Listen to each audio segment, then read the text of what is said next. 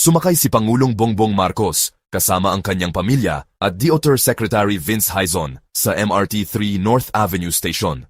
Pero para sa kilusang magbubukid ng Pilipinas o KMP, hindi sapat ang isang araw na photo op sa tren para maintindihan ang tunay na hirap ng mga commuter. Ayon kay KMP Chair Danilo Ramos, dapat subukan ng Pangulo ang siksikan, mahabang pila at matinding trapik sa EDSA lalo na tuwing rush hour sa isang karaniwang Lunes. Sasakay kang manggagawa, lalabas kang mandirigma, ani Ramos dahil literal na laban ang araw-araw na biyahe ng mga Pilipino.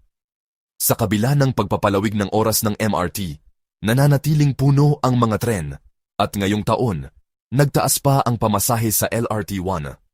Inaprubahan ito ng gobyerno na posibleng magtuloy-tuloy hanggang umabot ng 55 ang maximum fare. Sabi ng GCA, umaabot na sa 3.5 bilyong piso ang nawawala sa ekonomiya kada araw dahil sa trapiko.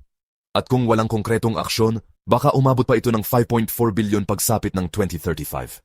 CSTK channel subscribe, follow, like and share.